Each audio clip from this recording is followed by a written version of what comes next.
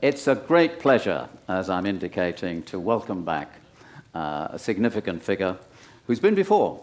I don't know if you've got long memories. He thinks it was 3 years ago, but he forgot about COVID. And our visitor came here in December 2019. Another book he'd written, Beyond Brexit, Towards a Brexit Constitution. And as you know, as you've read for months and have been reminded, Vernon Bogdanor is a political scientist and a historian, and he's one of Britain's foremost constitutional experts.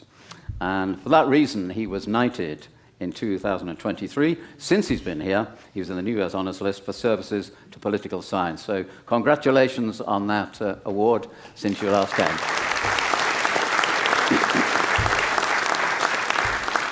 Because as you've also read, he has been in academia for much of his life, principally at Oxford, more recently in London.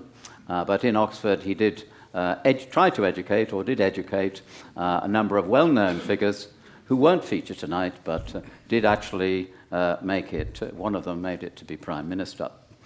So it might come up in conversation, we'll see.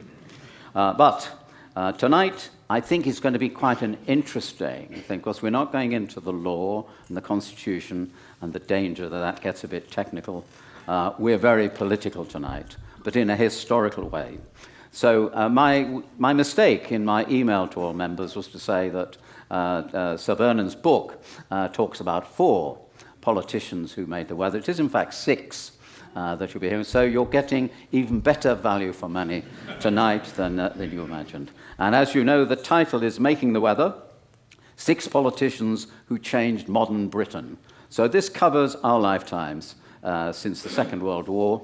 Everyone will have an interest in this, I think. And I hope you'll all meet Vernon at the book desk for a signature. He'll be delighted to meet you then. Grab your coffee too, and let's get back, because I'm sure there'll be lots and lots of questions about these 6 figures and the people around them. Without further ado, please welcome Sir Vernon Bogdanor.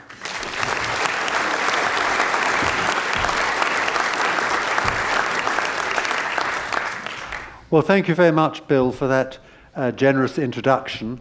It's perhaps not too difficult to be a constitutional expert in a country which doesn't have a constitution. But this book is not about the Constitution, and perhaps I'd better begin by describing why I came to write it. I hope no one asks me that question after reading the book. In a book of biographical essays written in the 1930s, I think it was, by Winston Churchill, called Great Contemporaries, he discusses Joseph Chamberlain. And he says Joseph Chamberlain was never Prime Minister, nor did he ever hold one of the great offices of state. He was never Foreign Secretary, Chancellor, or Home Secretary. But nevertheless, he made the weather. He set the agenda. And this set me wondering who set the agenda without being Prime Minister in the post-war years. And the second influence behind it is one of my exhibits, if you like, Tony Benn, who once said that he'd introduced a bill in the House of Commons that would repeal at a stroke every single one of Margaret Thatcher's enactments. And he said even if it got through, which of course it couldn't, it wouldn't have that much effect, because Margaret Thatcher's influence was not so much as a legislator, but as a teacher. Of course, he rejected his teaching. And he also said, Ben then said, well, the left hasn't had a teacher since Aneurin Nye Bevan, who's my first exhibit.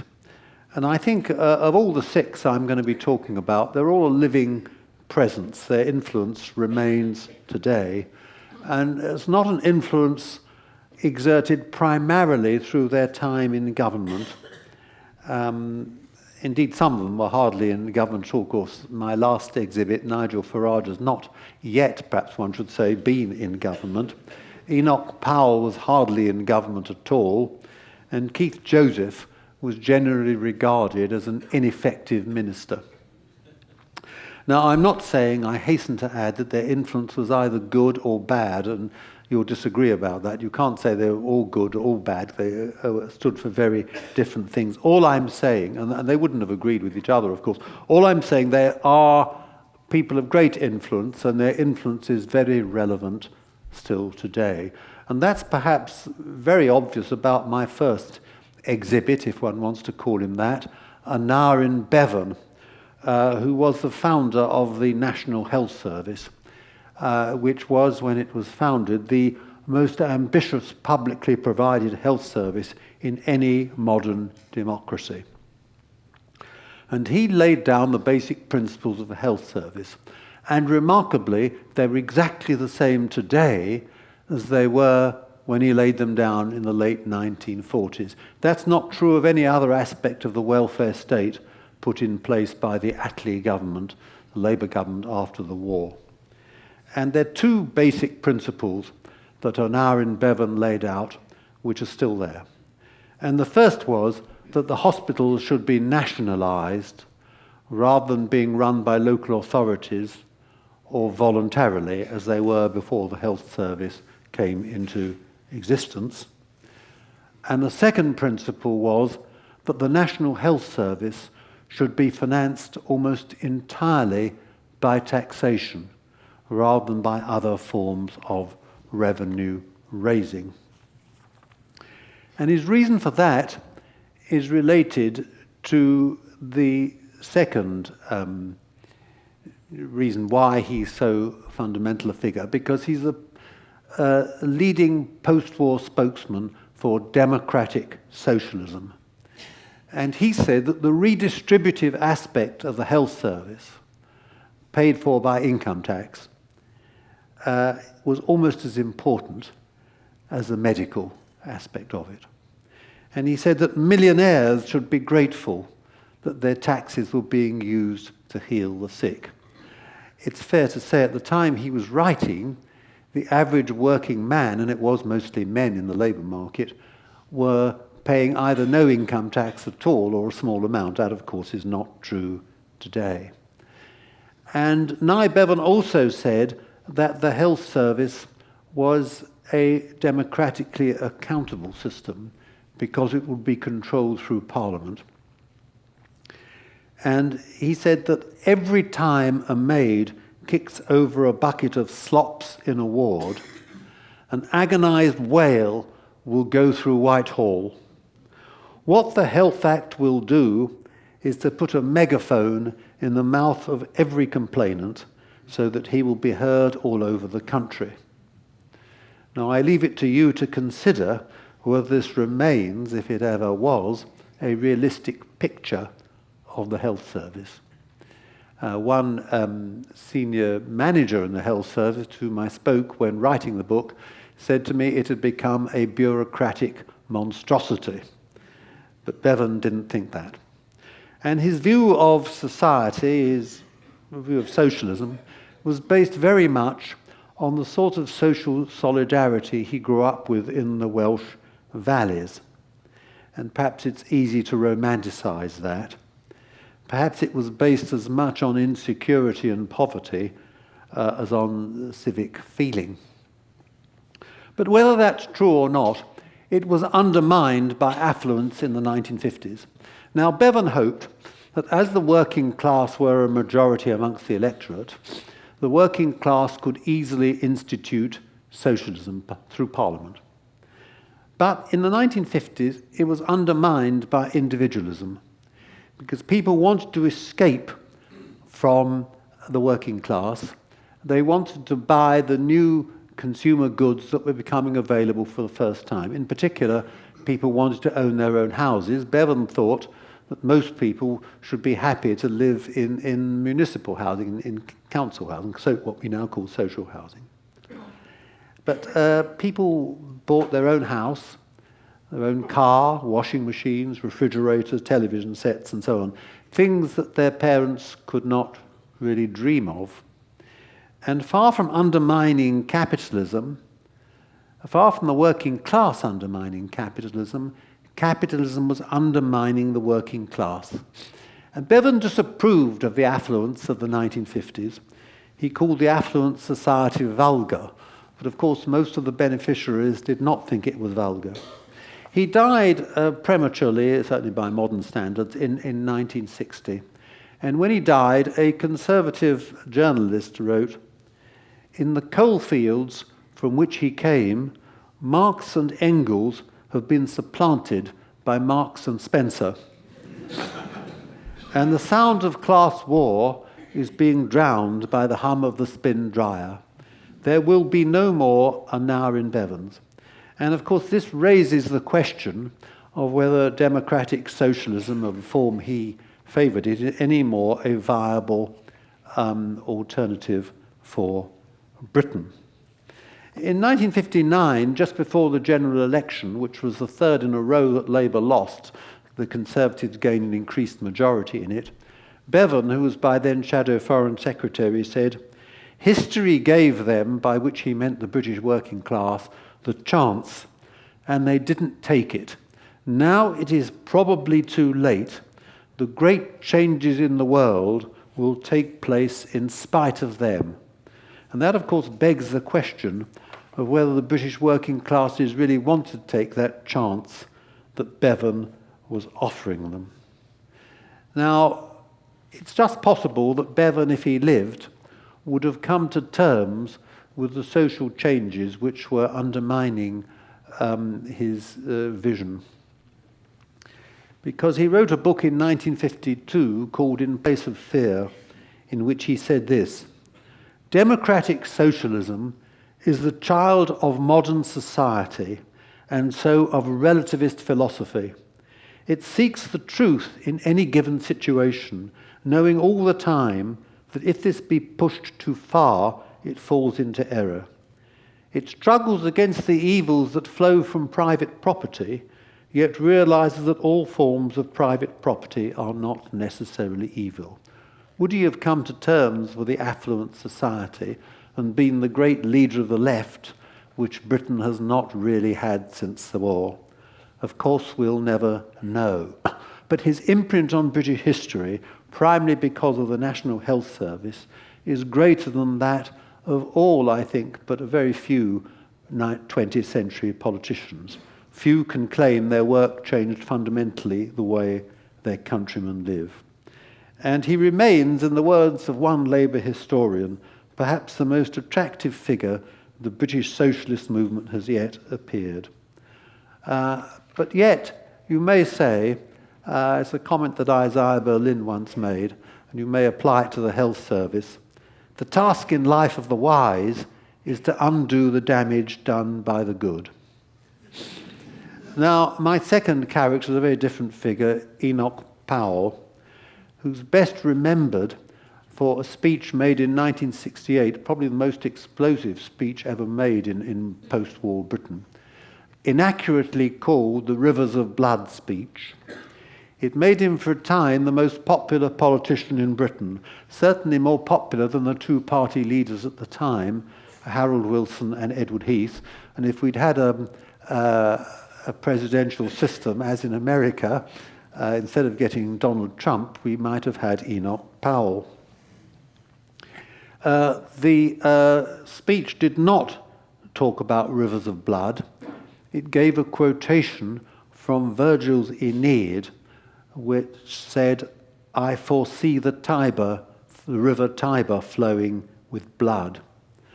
Now, very remarkably for a classical scholar, Enoch Powell got it wrong, because Aeneas was not a Roman, as he said.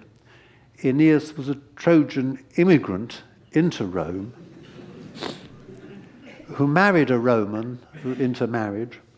But in any case, the comment wasn't made by Aeneas. It was made by the Sibyl of Cumae, who was Greek. Now, I don't think anyone would deny that immigration was a key issue today. And Keir Starmer recently used a phrase from that speech that Britain might become, or was becoming, an island of strangers. Enoch Powell said people felt they were becoming strangers in their own land. Now, when someone drew the attention of Keir Starmer to this resemblance, he withdrew his comment and blamed his staff for allowing him to put it in the speech. Now, of course, concerns about immigration were a key cause of Brexit. When Enoch Powell made his speech, immigration was net per year 50,000 a year. When we were in the European Union, it reached around 300,000 a year. Now that we're out of the European Union, at least in 2022, it was net 745,000 a year, over 2.5 times what it was in the European Union. So it's clearly an issue. But in my personal view, Enoch Powell damaged the cause of controlling immigration because he made it appear that anyone who was in favour of controlling it could be labelled a racist. Now, clearly that wasn't the case with the control of EU immigration, since we're not talking about people of a different race. But nevertheless, Enoch Powell persuaded many working-class voters to desert the Labour Party for the Conservatives on the immigration issue. He prefigured a movement to the right, which reached its culmination with Margaret Thatcher and then John Major. And in polls today, 85% say they want immigration to fall below 100,000. Now, Enoch Powell was also the first Eurosceptic. He was hostile to the European community, as the EU was then called. And he was the first to say that the European Union suffered from a democratic deficit, that it took power away from Westminster, and that it would subject Britain to a foreign court. All key issues, of course, in the 2016 Brexit referendum. It's extraordinary how quickly time passes as you get older. It's almost 10 years since that took place. So Westminster would no longer be a sovereign parliament, and Britain would be subject to laws and taxation imposed by a body outside the country. He was also strongly opposed to devolution, which he said would undermine the sovereignty of Parliament and would be likely to lead to Scottish separatism. He said it was a slippery slope towards Scottish separation. He died in 1998, just 1 year after the general election of 1997, which brought Tony Blair to power with his plans for devolution in Scotland, Wales and Northern Ireland. And Enoch Powell commented after the election to his wife, "They have voted to break up the country." Now, on that prediction, I think the jury's still out. It's possible it may happen. It's possible it may not. We don't really know. But I think it would be agreed that he retained, his ideas retained their importance. And in addition, he was also one of the first prophets of the free market, on which I want to talk a bit more later on. So he too is a relevant figure for today. My third figure, a very different person, is Roy Jenkins. And he set out his credo in a book he published in 1959 called The Labour Case. And this is part of a series of Penguin books designed to put the case for the various political parties. And Roy Jenkins put the case for Labour. And he added a final chapter in the book in which he said he was discussing issues which were not really normally part of the political agenda. And he said this: "Let us be on the side of those who want people to be free to live their own lives, to make their own mistakes, and to decide in an adult way, and provided they do not infringe the rights of others, the code by which they wish to live. In the long run, these things will be more important than even the most perfect of economic policies." And this is the leitmotif, I think, of his political career. And he was twice Home Secretary in the mid-1960s and the mid-1970s. And he was responsible for pioneering reforms that made homosexuality legal, made abortion legal, and gave legislation making race discrimination and what would now be called gender discrimination, then called sex discrimination, also illegal. So these have had a huge impact on British life.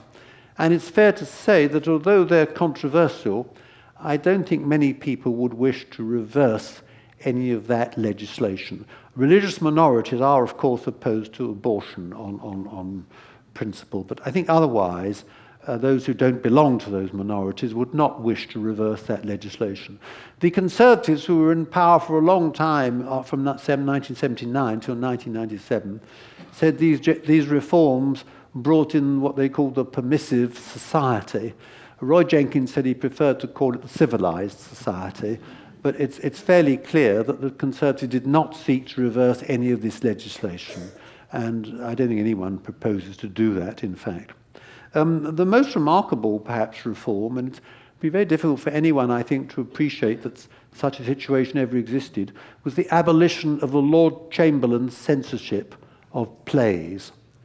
Now, all plays had to be submitted to the Lord Chamberlain before the 1960s, who could ban it at his discretion or ban particular lines in the play.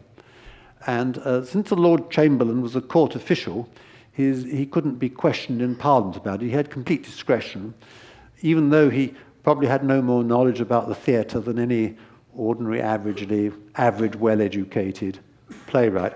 And one of the lines he banned was in a play by George Osborne called The Entertainer in 1957, which said, "Those playing fields of Eton have really got us beaten."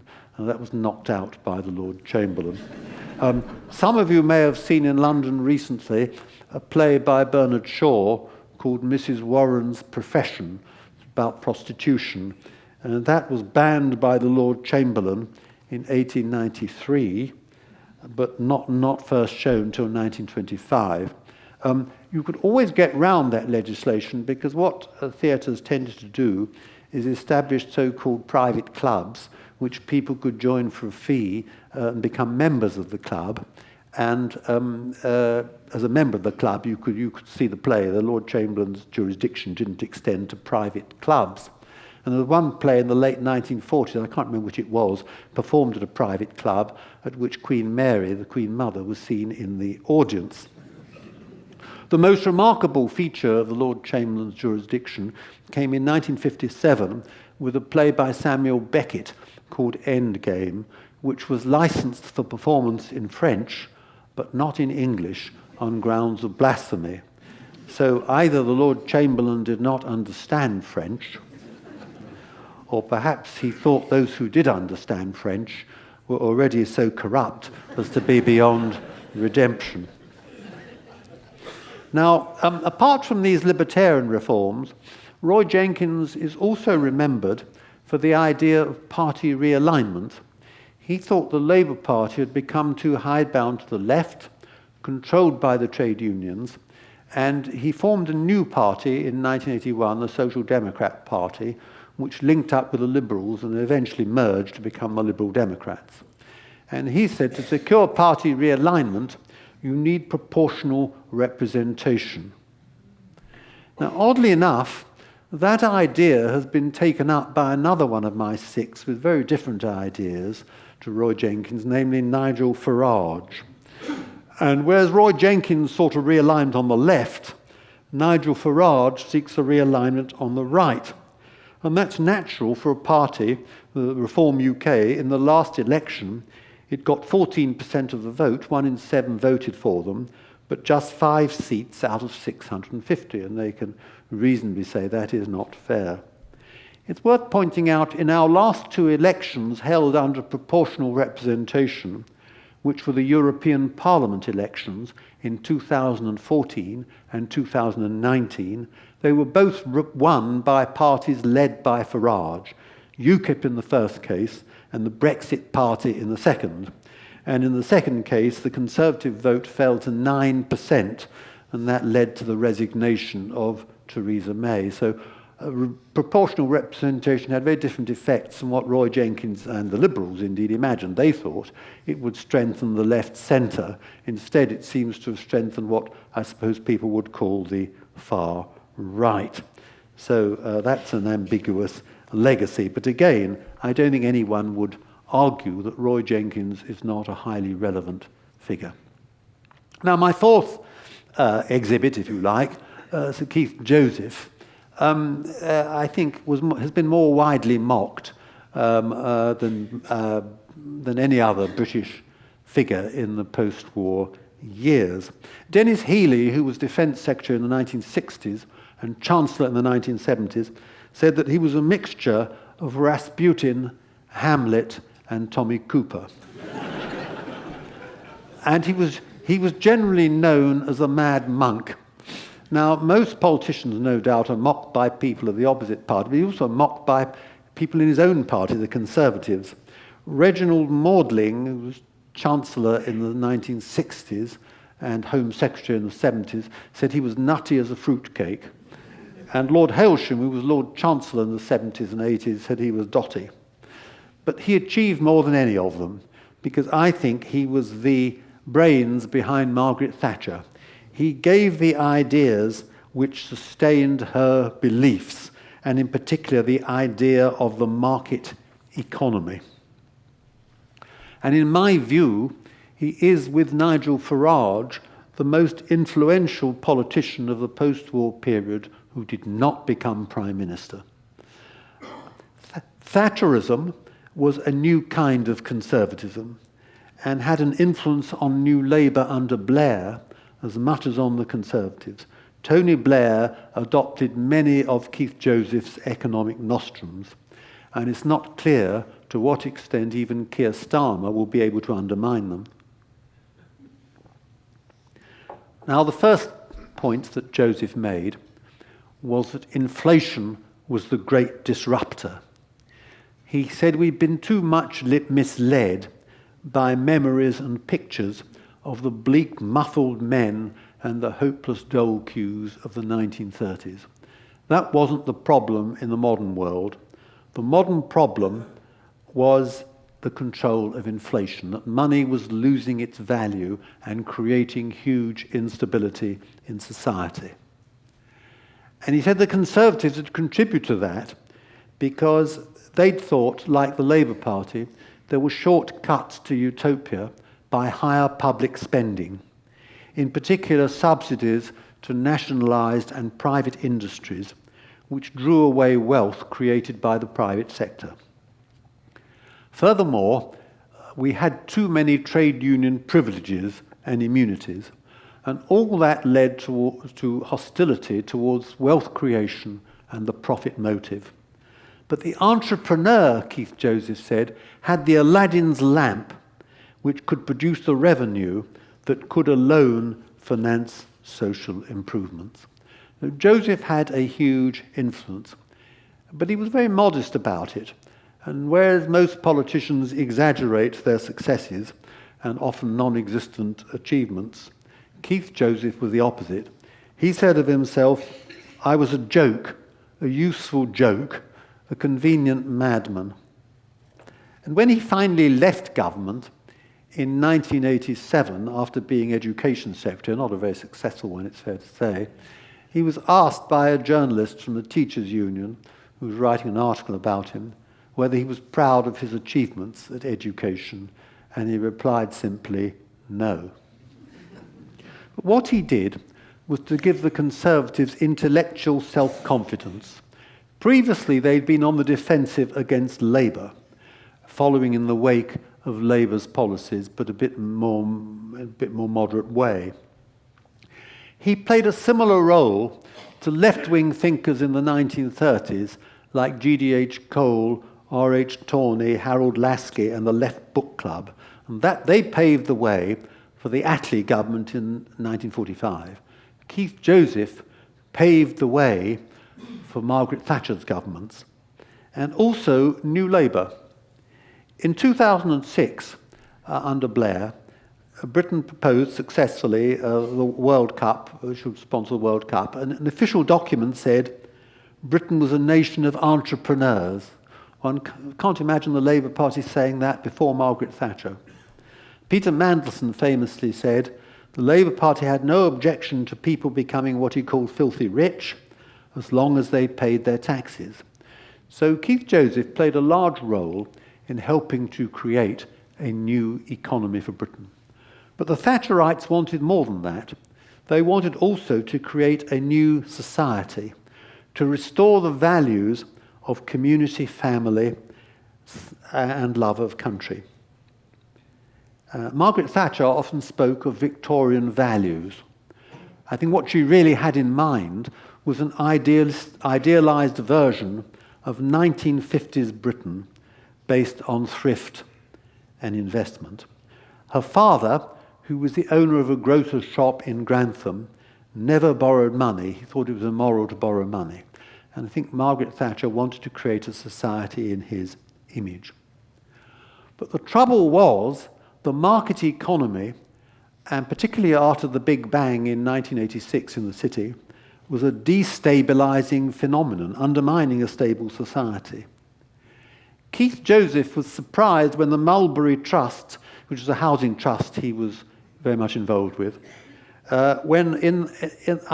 it enabled people to buy their own houses. It encouraged people to buy their own houses. He was very surprised when the divorce rate increased amongst homeowners. And the security of a home, as people got better off, enabled people, perhaps particularly women, to re-evaluate unsatisfactory relationships. Now, after the Big Bang in the city, the motto seemed not save and invest, but borrow and spend. And our picture of the 1980s is not that of thrifty shopkeepers like Margaret Thatcher's father, but of young men drinking immoderately in Liverpool Street Station at the end of the week's work before travelling to their homes back in Essex. And that was when the idea of Essex man was created. One conservative journalist, Peregrine Worsthorne, said rather unkindly that Margaret Thatcher hoped to create a society in the image of her father, but instead she created one in the image of her son, who was a get-rich-quick entrepreneur whose activities came to the attention of the tax authorities. The Labour leader, Michael Foot, mocked Keith Joseph in the following way. He said when he was a boy, he'd gone to a fair in Plymouth and heard The Conjurer. And the conjurer took your watch and he wrapped it up in a handkerchief and he smashed it with a hammer. And then he said, "Oh dear, I've forgotten the second half of the trick." And he said Keith Joseph had forgotten how to get the second half of the trick, how to create the more stable society he wanted. It's fair to say no one else has succeeded in doing that either. But I think it's important not to end on a negative note. Some people say Thatcherism was divisive, and in some ways it certainly was, but it was also uniting in that it closed off certain questions, just as the Attlee government after the war had closed off certain questions. After the Attlee government, you couldn't really dispute, for example, the state had a responsibility to secure a high level of employment, that it was responsible for the unemployed. It was responsible for those, for dealing with poverty. It was responsible for dealing with disability and so on. The welfare state, you couldn't really argue against that. You could argue on comparatively smaller matters of direction and so on, but not on the basic principle the state had this responsibility. Now, after Margaret Thatcher, you couldn't really argue in favour of high rates of taxation. The top rate of tax when Margaret Thatcher came to power was 98%, and the lower rate was 80%. You can argue now, is 40% the right rate, or should it be a bit higher? But not really, that we should go back to these very high rates of taxation. No one really argues that the control of inflation is the key element of economic policy, and it's been much lower since Margaret Thatcher than it was before. No one really wants to see the trade unions free of all legal obligations and with huge privileges and immunities. No one really wants to see a large nationalised sector. They may want water or the railways to be nationalised, but we're not now going to have the large mixed economy that we had before Margaret Thatcher.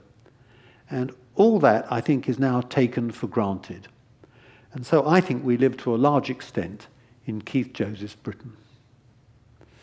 Now, my fifth exhibit, Tony Benn, was like Nye Bevan, a democratic socialist. But he's not remembered primarily for that. I don't think he contributed much to that creed, but he's remembered for three major constitutional reforms that he introduced. His first one, and again, you won't believe a situation ever existed which needed reform, the first one was that you should be allowed to renounce your peerage, a hereditary peerage.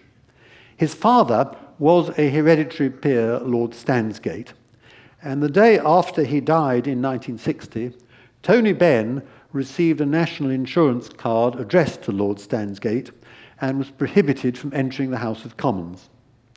He went to see the clerks in the House of Lords to say he didn't want to be a peer, and he said they were very insulted that anybody didn't want to be a peer. If I had arrived with a string around my trousers and a choker scarf and said I was a dustman, but thought I had a strong claim to be the Earl of Dundee, I think they would have treated me with more respect. And they said he was a reluctant peer, but he said, no, I'm a persistent commoner. And he then went to the House of Commons Committee on Privileges, and they said the real question at issue was whether in the early 13th century Roger le Bigod had the right to renounce his peerage. And they said this question was settled by Mr. Justice Doddridge in the early 17th century, who said he didn't, because a peerage was, and I quote, a personal dignity annexed to the posterity and fixed in the blood. And Tony Blair said he didn't think that would go down well with his Bristol constituents. And he then took a phial of his blood to show that it wasn't blue at all, but red like everyone else's. Now, eventually, he fought two by-elections on this issue, and he eventually won. It took a long time, 3 years, in 1963. And he said this taught him very important lessons about how to secure reform. He said, first, you can't expect justice from the establishment. He said when he went to see his party leader, Hugh Gateskill said, you can't expect the party to make a fuss over you. But a mightier figure than Gateskill, Winston Churchill, sent him a public letter of support and a cheque for £10 for his campaign. And he said, you won't get justice from the establishment, but if you've got the people behind you in an election, there's nothing you can't achieve. And he said, the attitude of the establishment is always, when you propose a major reform, you're completely mad, you're wild, you're radical, off your head. And then they say, well, it may be possibly there's something in what you say, but it's not an important issue. In any case, now's not the right time to pursue it. But when you won, they say, well, of course, we were all in favour of it all the time. How did you, how could you ever dispute that? Now, his second reform, which was far more fundamental, really, was his introduction of the referendum. He was the first major politician to propose it in Britain. It had previously been thought to be unconstitutional.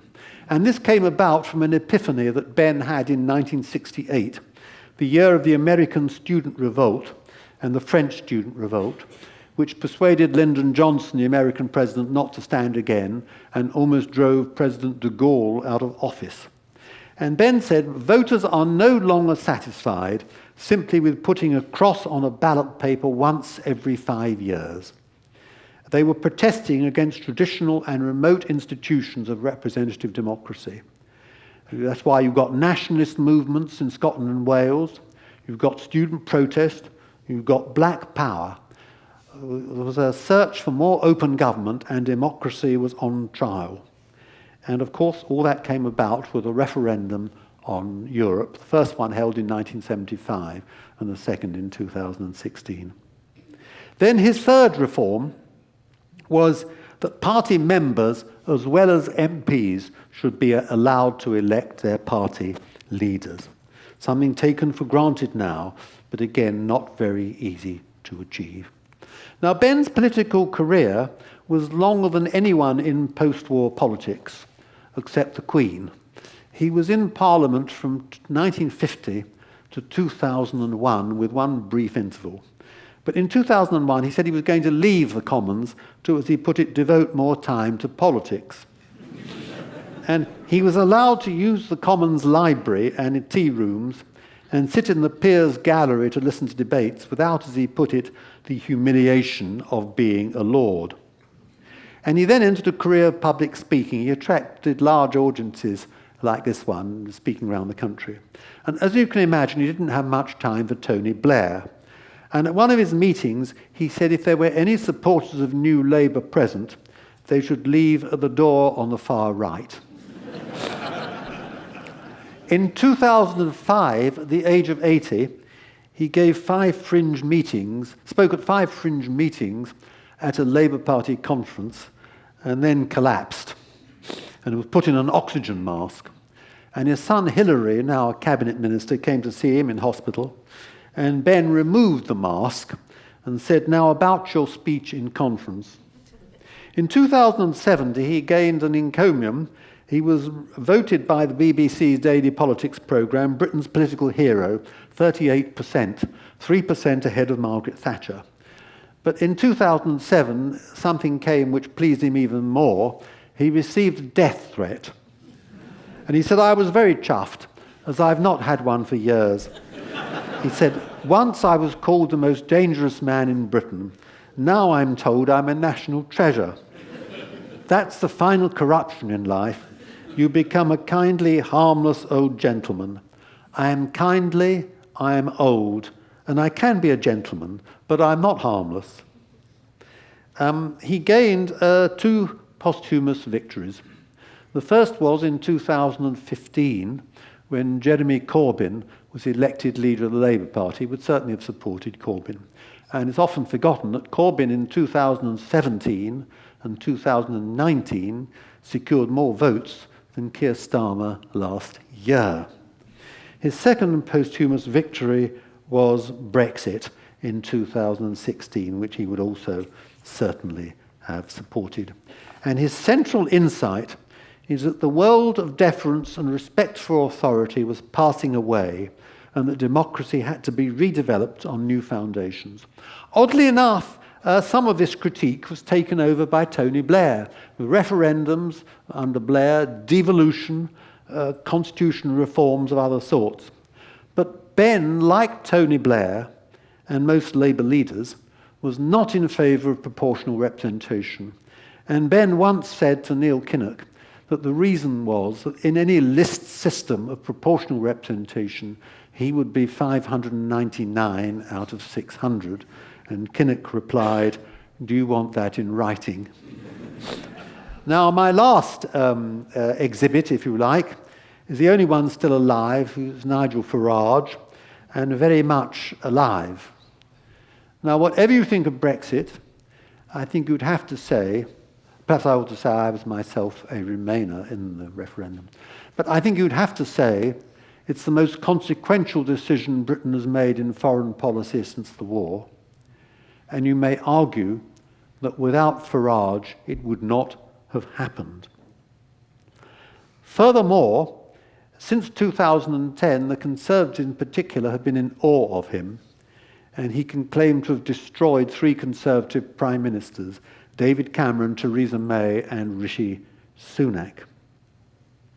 And all that's remarkable in that he achieved it before becoming an MP or without belonging to one of the major parties. He turned Brexit from being a crank idea into a majority aspiration. And his significance is that he showed that there were very many people who felt the political system was not working for them. And that was graphically shown in the Brexit referendum. 17.4 million people voted to leave the European Union.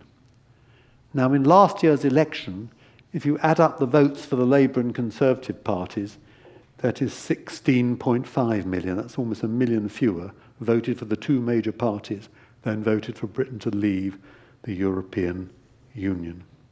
And Brexit occurred even though all 3 party leaders and the industrial, financial and administrative establishment were against it.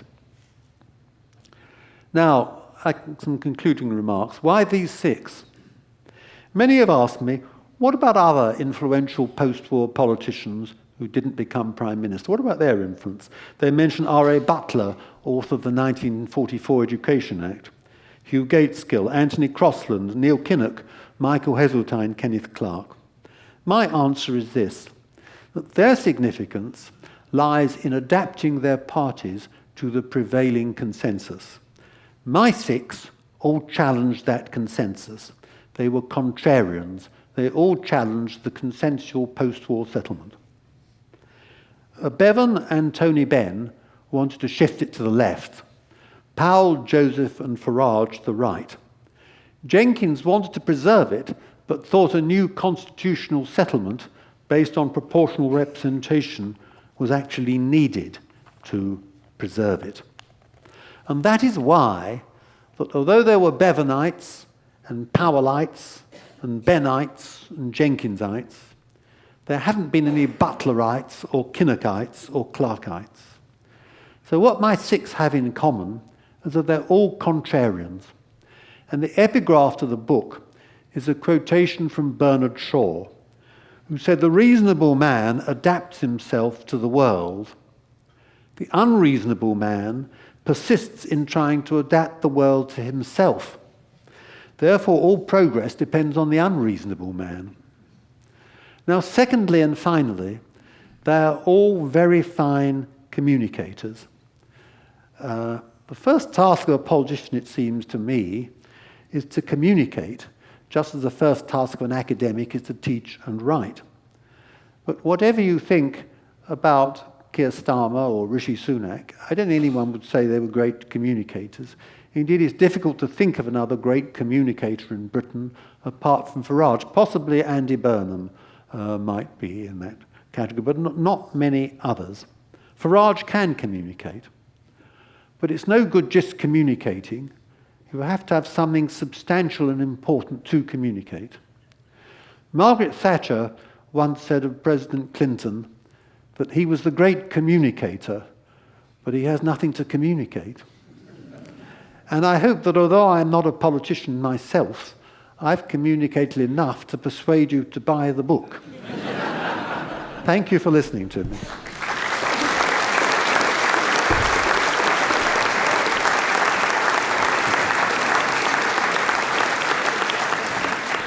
I'm going to start off with a question from Linda Sherwood, because there are a few people, of course, as you can imagine, are stimulated by your talk and by what's in the book and thinking, well, why those 6 and why not other people? I'm sure you get that at a lot of conferences you go to. So Linda Sherwood says, why did you not include Barbara Castle, who was, apart from the fact that others have said, well, all 6 were men. Why did you not include Barbara Castle, who was so influential in the fight for women's rights and paved the way for many female politicians, including Margaret Thatcher? Well, I regret that I didn't put a woman in the book. I would have put in Barbara Castle if she'd been successful in getting her trade union reform through in 1969. I think that would have made her a really big figure, but she didn't. She was a pioneer, it's true. Of course, Margaret Thatcher would have got in if prime ministers weren't excluded. And she was a pioneer figure, that's certainly true. I regret there was no woman in the book. I mean, some might say perhaps Nicola Sturgeon should have been included. But it's a fair point.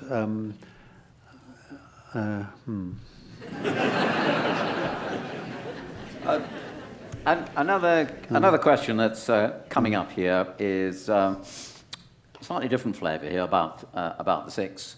Alistair Duncan is trying to draw a distinction here. So Churchill spent much of his political life as a disruptor, defying political convention, until, that is, after the First World War, when Parliament accepted his arguments and asked for his help. Now, does that make Churchill different from the other 6? Because I don't think their help was asked for, certainly not publicly. Do you draw any distinction? Or would he be number one above the 6? Churchill only became Prime Minister because of the war. In the middle of the war, he was talking to Harold Macmillan, who was his successor but one, and going on at very great length about Hitler. And Macmillan was getting fed up with that. And he said, you shouldn't talk in that way about Hitler. And Churchill said angrily, I hope you're not saying that I should be sympathetic to that man. It was what he always called Hitler, that man. And Macmillan said no, but he said it took Hitler to make you Prime Minister and me an Under-Secretary. And that's true. If after the Munich Agreement of 1938 Hitler had been assassinated, Churchill would have been regarded as on the whole a failure in politics. His successful creative period was before the First World War. Often forgotten now that he's one of the founders of the welfare state. He instituted the world's first unemployment insurance system, first in the world. He introduced a statutory minimum wage for certain underpaid trades called the sweated trades, and he introduced labour exchanges, as they were then called, and brought into government famous William Beveridge, who later became the author of the report. And Beveridge, in his autobiography, Power and Influence, which is an extraordinarily interesting book. I mean, Beveridge strikes one as probably rather a dull bureaucrat, but he wrote an extraordinarily good autobiography called Power and Influence, and he says the extraordinary effect a minister such as Churchill had upon the administrative machine before the First World War. If anyone's interested in that, and I hope they are, I mean, please get another of my books. It's called The Strange Survival of Liberal Britain, 1895 to 1914, and there's a lot about Churchill in that. And I'm now writing on the succeeding period, 1914 to 39. Of course, Churchill plays a large role in that. One thing people forget about Churchill is how, although he didn't go to university, or perhaps because he didn't go to university, he was extraordinarily well educated and well read. And you might read his autobiography, My Early Life, which are one of the most beautifully written books, one of the most beautifully written autobiographies written in the 20th century. And he says that when he was in India, there was nothing much to do in the army as a subaltern, and he asked his mother to send him books to make up the fact he hadn't been to university. So he read the whole of Macaulay, the whole of Gibbon, Schopenhauer, Nietzsche, lots of other stuff, and really became one of the best read people of his generation. Communicators. Peter Holdcroft noticed that right at the end of your talk, you said they were all great communicators. That's what made them stand out. So he wonders, as great communicators, why do you think your 6 exhibits failed to communicate successfully to persuade their parties they would be a competent leader? I think if you stand for something, you're going to alienate too many people. On the whole, the great leaders of political parties are people who can provide a formula that enables people from all the wings of their party to move forward together. And that's true even of Margaret Thatcher, whom we think of as a great contrarian. Before she became Prime Minister in 1979, she was very cautious and very careful not to alienate any of the various wings of the Conservative Party. I think Bevan, on the left, he never had support from the trade unions, who were then on the right, and he alienated people on the right wing of the Tory party. Obviously, Enoch Powell, with his controversial speeches, alienated people, Keith Joseph as well. And it's very rare, I think, for someone who has striking political views to become leader of a party, because they alienate too many people. I'm going to move on to race, because that featured inevitably in what you had to say, certain of the characters that you talked about. So Jenny Hartley, and she puts race in inverted commas, may be a convenient word to sum up the perceived characteristics of a group united by cultural customs, religious beliefs, or even where they live. But would you agree that the word has no scientific meaning? So absolutely. You can be academic about it, not political. Yeah, absolutely. It has no scientific status, as I understand it. We can talk perhaps about ethnicity, but there's a wonderful poem by Defoe called "There's no such thing as a true-born Englishman." He said we're a mongrel race. This was written in the 18th century, I suppose, and that was true even before the 20th century. Absolutely right. And we don't have any tests for citizenship based on race or blood. I mean, the Germans used to be based on blood in Germany, but we don't have that sort of thing. And there's no real test for citizenship. As long as you're prepared to fit in, I think you're accepted as a citizen. I'm not sure whether David Martin's question's about sort of elections or whether it's about dissent. But you've shown us these 6 characters as standing out by being different and taking awkward, comfortable positions. What David Martin asks is, in the 1990s, John Major, faced with dissent over the Maastricht Treaty, referred to the Eurosceptics as, and I'm allowed to swear here, I think, the bastards within. He called the leadership contest and silenced them by winning. Was David Cameron guilty of great weakness by not doing something similar and by having a referendum over Brexit? Well, I think the situation he faced was different. I think it was 2011, he'd introduced a petition system whereby if 100,000 people signed a petition, it had to be debated at Westminster. And the first such petition was on immigration, the second on Europe. And on the Europe one, when there was a vote on a referendum, 81 MPs ignored a 3-line whip to vote for a referendum. And the UKIP party was gaining, led by Farage, was gaining. And what Cameron hoped to do was lance the boil. And in the speech he made, calling for the referendum, Bloomberg speech, I think in 2013, he said, if we don't, then hostility will grow and grow and grow, and the boil must somehow be lanced to get more legitimacy for Europe if we're to stay in. I think his mistake or misjudgment, I mean, he said there had to be a fundamental renegotiation, which is what Wilson said in the 70s. And he did achieve some gains, which are forgotten. He preserved the city from the votes of the Eurozone majority. In other words, the Eurozone couldn't constrain the city. But he said in the referendum to say Europe's now safe for the bankers is not a very good slogan, perhaps.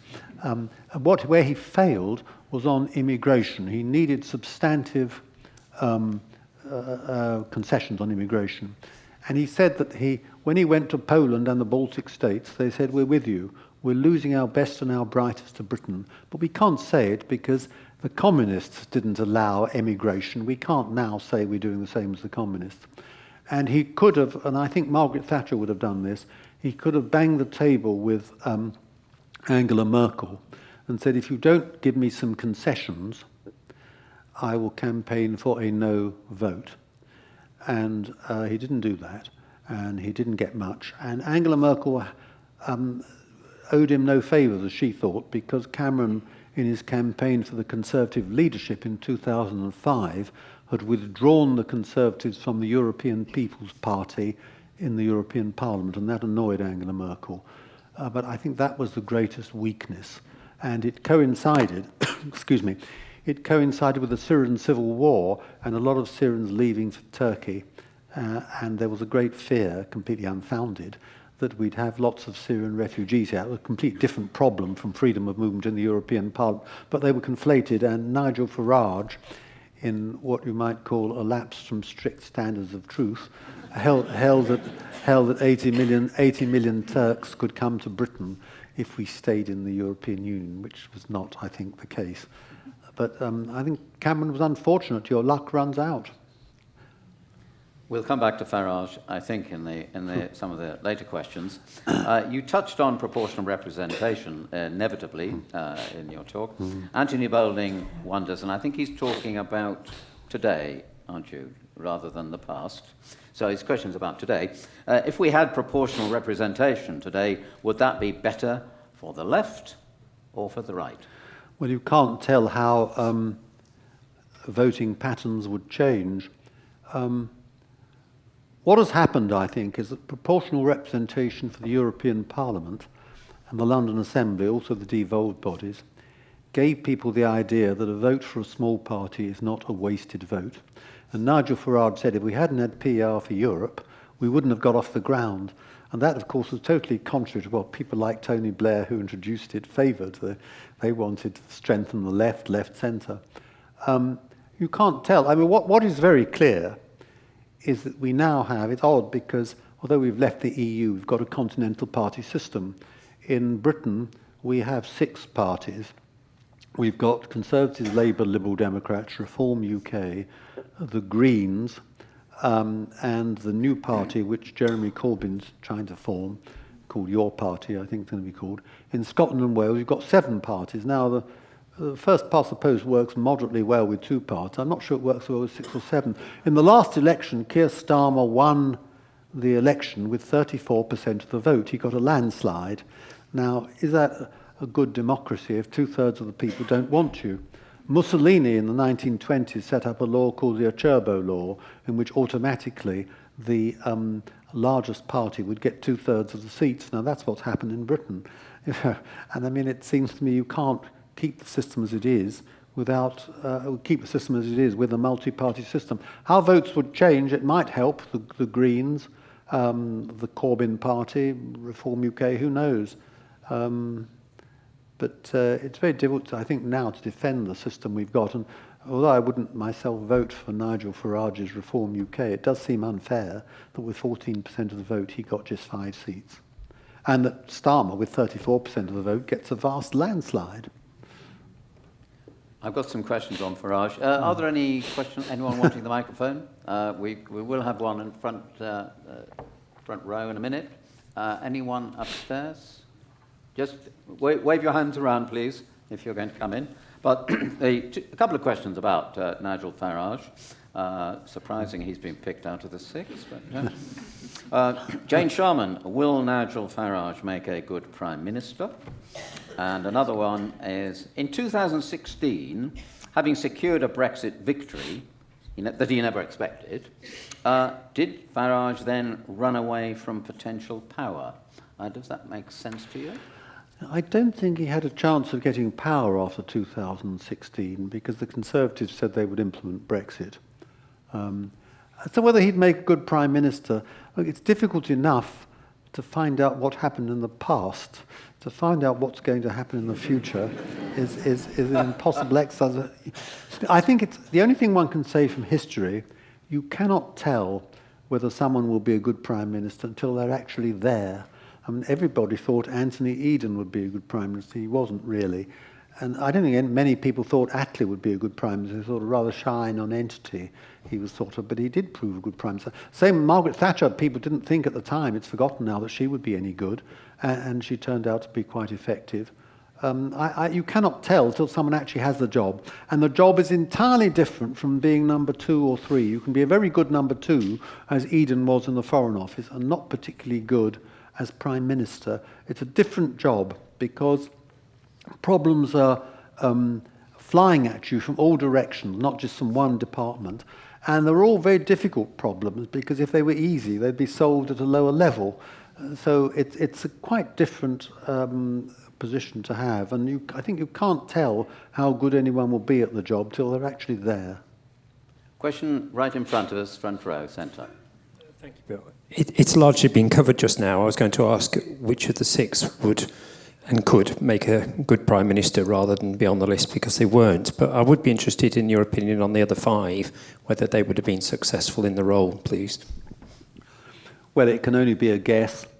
I think that Nye Bevan and Roy Jenkins would have been very good Prime Ministers. I don't think the others would have been. And Keith Joseph himself said he wouldn't be. I mean, he was thought to be a candidate for the leadership in 1974, but he made some incautious speeches and had to withdraw. And he said, if I'd been Prime Minister, it would have been a disaster for my country, my party, and myself. And so he wouldn't. And Enoch Powell was far too divisive to be a good Prime Minister, I think. Farage is an unknown quantity. Tony Benn, I think, would have been hopeless. But I think Roy Jenkins and Bevan are probably the best primes we never had. I think both would have been very effective. Was Roy Jenkins viewed as effective at the European level? Yes, he, for better or worse, he introduced the idea of monetary union. He's one of only 2 European commissioners who have made a big reputation, the other being Jacques Delors. and that job is usually a kind of civil service type of job. He was very effective, an extraordinarily effective minister at the Home Office, and an effective chancellor. But he fits in with what I said earlier, that his views were too divisive. He annoyed people with different views. He was too pro-European in particular, and a lot of the Labour Party then were not pro-European. I did read about him that he surrounded himself with young people.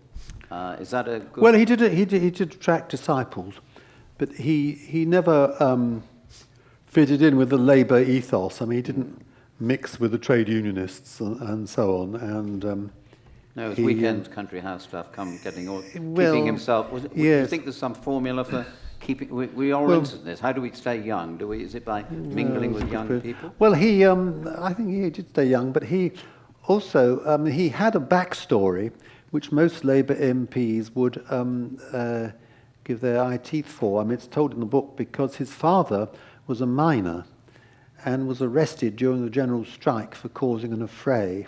And other Labour MPs said, if I had that background, you'd never hear the end of it. But Roy Jenkins never mentioned it, partly because he was very fastidious, but partly because the story doesn't fit, because Jenkins' father was on the right wing of the Labour Party, and he was ashamed of being arrested and imprisoned, because he believed in that trade unions should obey the law, and it was thought he was set up by the police, that he was trying to stop an affray, not causing it. And Roy Jenkins said, it gave me a good lesson for a Home Secretary. You can't always believe what the police say.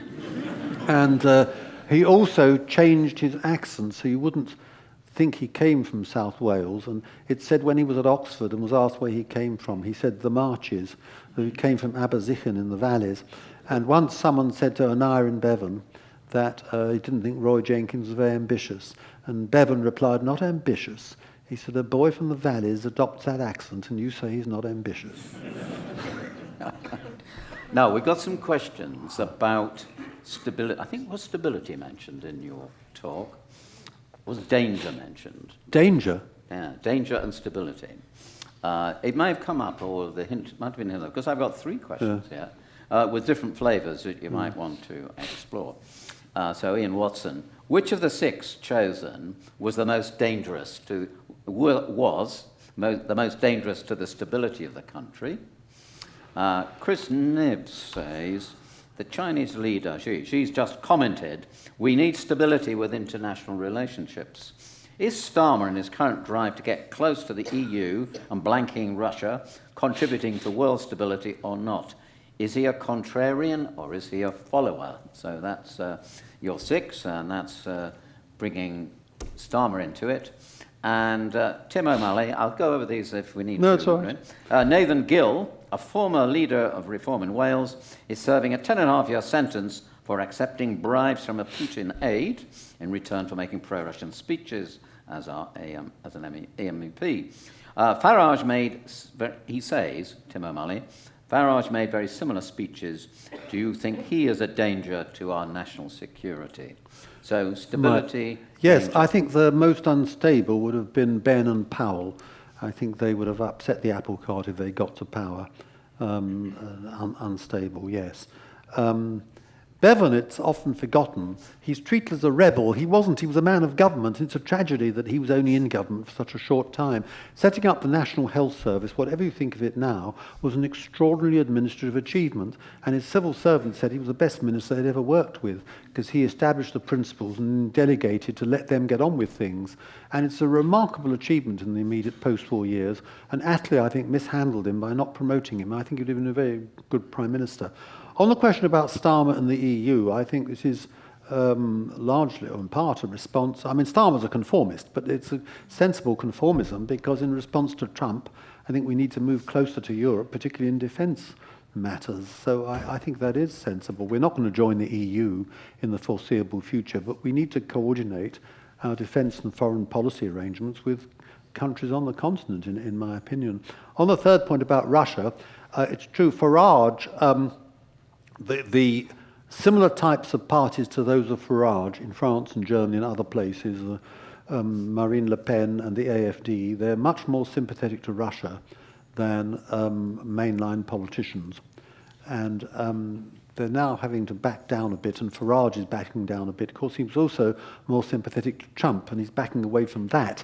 So I don't think he would be dangerous and unstable, because he's changing his position. He's got a very good sense, sort of feel for public opinion, and he's moving his position from that. So I think he wouldn't be dangerous. Yeah. But do you think that the Farage back history, if he were to become Prime Minister, there's all this back history of him having his own television programme on a channel that not many... anyone watch Farage on TV? You can see him on GB News. GB News, right. He wasn't on Russia Today, was he?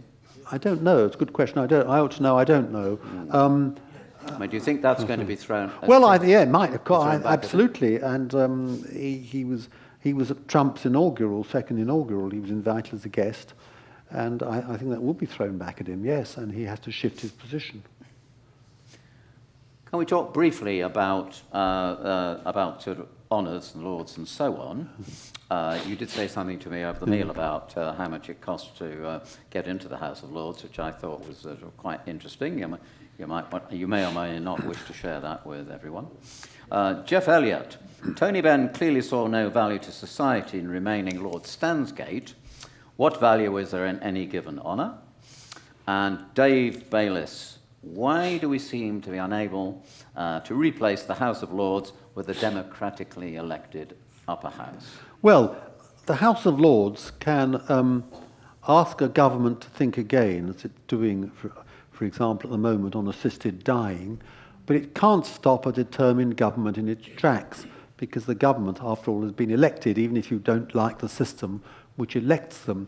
If you had an elected chamber, it would mean you had two sources of democratic legitimacy. You had that in Australia. You've got directly elected Senate, and it does make government very difficult. And a government can be elected and find it can't get very much done. I think people want a government, whether they agree or not, that's able to act. And furthermore, you need to find some basis for legitimacy. What basis for legitimacy would an upper house that is elected have? I mean, our lower house is based on individual voting. Some people say, well, what about the regions and nations of the country, a regional government? But the regions, a lot of England, not perhaps here, but in the south of England, they're really ghosts. I mean, no one in Canterbury or Bristol thinks they belong to a region. They're sort of artificial in part. And I mean, even federal systems, a lot of them don't have directly elected chambers. I mean, Canada doesn't, for example.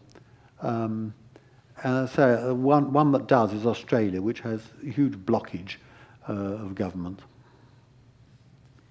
Have you got the microphone? Are you ready to go? Let's have your question. Could the question was just asked about having an upper house elected? Could that possibly introduce the concept of proportional representation to allow us to elect an upper house, but in a broader way? Yes, you could do that, but then it would be more legitimate than the lower house, because it would be a fairer reflection. You then want to abolish the Commons, because, it'd be a fairer reflection of opinion. I mean, it'd be odd to have the less legitimate house elected by a more representative method, I think. I mean, really. Put your hand up if you want to ask a question. I'll carry on. Right. Ed Brown. Are the days of the... Now, we've been talking about, I think it's fair to say, your 6 outliers, awkward customers, were heavyweights. Would that be... Yeah, yep. Right, okay. So Ed's coming from this direction. Are the days of the political heavyweight gone? Because of the demands of the political parties for their members to toe the party line. Yes, fair point. Yes, I think they are, but I suppose every generation says that about a previous generation, that things were much better in the past, and the danger of being sort of grumpy old man to say, when you were younger, everything was so much better. But Isabel Hardman, who perhaps you should have here, she's written a very good book on why the why the wrong people go into politics. Very good book. Journalist Isabel Hardman. And we were hoping she'd come. Perhaps you can help us persuade her. Well, I'll happily do that if that would be helpful. But we need to be careful about golden ages. I mean, in one of his books, I think written in the early 1950s, late 1940s, Harold Lasky, the political scientist, reports a conversation he had in the 1920s with John Morley, who was a Liberal politician who wrote A Life of Gladstone, when Lasky said that the role of the private member of Parliament is not what it used to be. And John Morley said, it's funny you say that, because I said exactly the same to Mr. Gladstone in the 1880s. And Mr. Gladstone said the real golden age of the private member was before the Great Reform Act of 1832. So we ought to be careful about supposed golden ages of the past. I think we all tend, in our personal lives as well, to remember the good things and screen out things that weren't quite so good. You know, nostalgia, we think we were happier when we were younger than perhaps we actually were. Well, we could go back to the ancient Greeks if we had long enough, couldn't we? Look, I think we're going to start to look ahead, unless we've got backward-looking question. Oh, we've got a question over here. Could we sprint down with the microphone to the left-hand side, halfway down? Thank you very much. Thank you. It sort of follows on from what you've just said. Do you think we will ever truly have an effective Prime Minister or effective government since the more independent civil service? The civil service became much more independent in 2008 when all the changes were made? Oh, that's an interesting question. I don't think, if we haven't had effective Prime Ministers, I'm not sure that is the reason. I confess I hadn't thought about it before you asked me. I think effective Prime Ministers come on a certain mood, a certain feeling in the country which transmits itself. That was certainly there in 1945 after the war. It was there with Margaret Thatcher in 1979 after the Winter of Discontent, and to some extent, I think, with Tony Blair. I think that's what helps to make an effective Prime Minister. But it's a good point you make, which I confess I haven't thought of much. Anyone else? Right, I'll press on with Mary Potter's question. This is a sort of long-term question, okay? Politicians who are going to change our society, like the six that you've talked about, have to encourage us to think long-term, but to get elected, you have to give short-term solutions. So would you try to reconcile these two dilemmas? Yes, I think politicians perhaps tend to underestimate the general public. I think if people told them the truth, even if it was not wholly pleasant, they would accept it. That was, of course, true of Churchill in the war, blood, sweat, tears and toil speeches. I'm not sure it wouldn't also work in peacetime. I think people aren't fools, and if they were told about the situation fairly. I mean, for example, no politician has said in modern times that incomes have really been stagnant since COVID and the Ukraine war, and there's probably not much any politician can do about it, but they're all promising riches fairly quickly, and people see through that, and this is why part of the reason I think politicians are distrusted. I think people would listen if someone told them honestly the truth and gave them a direction by which things could improve, said they'd be tough perhaps for a time, but here's a direction in which we wish to go. And I think, again, looking back at Attlee and Margaret Thatcher and Blair, they all had a certain direction in which they wanted to go. I think the problem, perhaps today, is lacking a clear sense of direction of where you want to go. But then again, I say it's a great danger of saying how much better things were in the past. I'm going to finish with two questions. They're sort of broadly in the same area because they're about the future. So I know you've already told us you can't, you're a historian and it's difficult enough to look backwards. And we fully understand that. And we like to look backwards. That's why we're so glad you're here. But, okay, crystal ball time. This question is, first question expressed in two ways.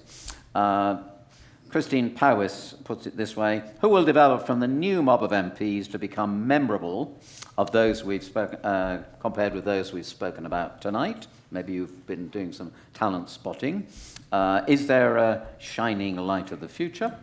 And Joe Sexton puts it differently: who do you think will be the next game changer? There are about, how many are there to choose from? 600 and... Well, I think a Labour politician who impresses me a lot is Shabana Mahmood. That's all I can say. I mean, I think it's impossible to pick out people in the future. I mean, if you look back to the past, how many would have picked out Margaret Thatcher in the early 1970s? I think no one would have picked out Attlee. When he was elected leader as a stopgap in 1935, a caretaker, and he was the longest party leader of a major party of the 20th century. I think it's impossible to predict how people will react when they're faced with those problems. And as I say, being Prime Minister, being number one, is totally different from being even a powerful departmental minister. And I think it's really impossible to predict. So, I'll test your patience with one more question from Ivan Bromley, but this might be a little bit easier because it's not trying to pick a winner out of all these racehorses.